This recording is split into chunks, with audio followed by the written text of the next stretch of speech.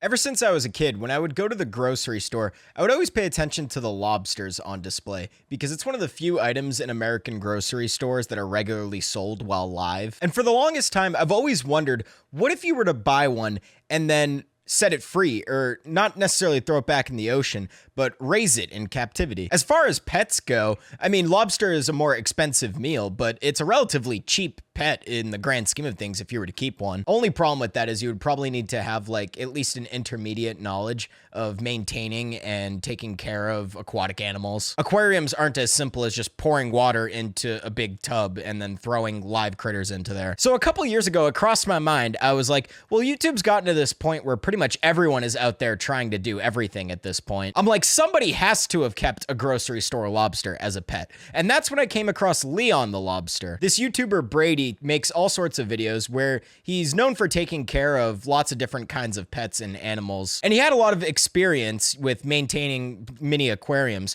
So he actually took on this challenge. And it was super interesting watching Leon, as he named him, first break out of his rubber bands that were constricting his claws and learn to use them again. He kind of had to be rehabbed. Brady would talk about the bond that they were starting to form and the sort of mutual understanding they eventually would have of each other. Eventually, Leon started to realize that Brady was trying to help him and give him the most comfortable life he could. He would feed him quality meals, he would maintain the tank and change up the environment every now and then. He would even joust with Leon, as he would call it, where he sticks his little claw in there to sort of mess around and fight a little bit with his claws. And not many people necessarily know this, but it's theorized that lobsters are technically immortal. Basically, like, lobsters only really die of natural causes when they fail to molt. Every few months or every year or so, a lobster will typically just reject their old shell, totally toss it in the trash, and regenerate a whole new, bigger, stronger shell around themselves. Each time the lobster molts, it grows bigger, and this is actually how they measure the estimated age of lobsters that they catch. They measure lobsters by weight and then try to guess at that point how many years it's been alive. But the only way a lobster is really going to die of natural causes is if it fails to molt and then dies during the molting process. Other than that, fishermen have regularly caught lobsters that they estimate to be around 100 years old or more. There are technically still lobsters in the ocean right now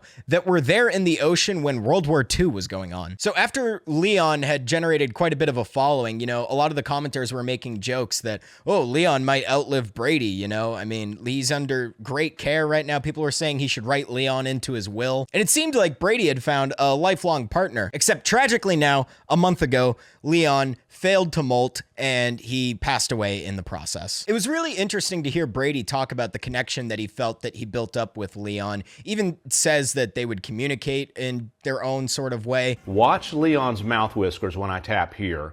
Right now they're still.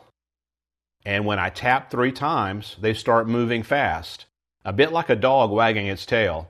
Leon absolutely knows my taps, and he responds to this.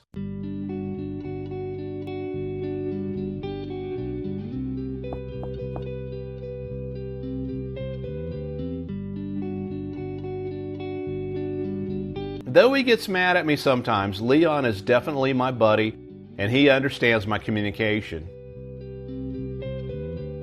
What's up, man? What's up?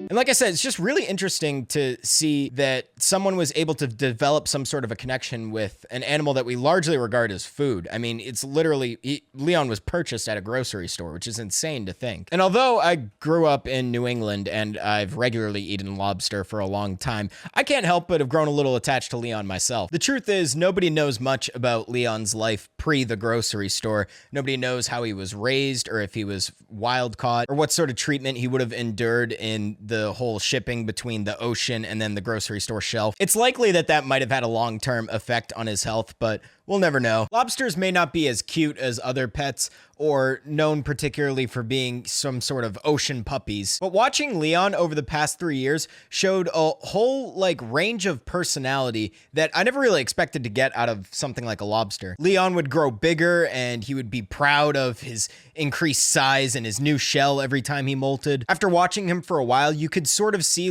all the different kinds of emotions he was going through his mannerisms. And at the end of the day, it's a wonderful story that a lobster that was marked for consumption got to live out the rest of its days as comfortable as possible. Leon inspired many of us out there, and he may have perished a little soon, but Brady did go and rescue another lobster now recently. So now it's up to Lord Leon II to carry the torch and make us ask ourselves, are pets just a matter of perspective? No, obviously some wild animals should not be treated as pets, but it was pretty cool checking out Leon while it lasted.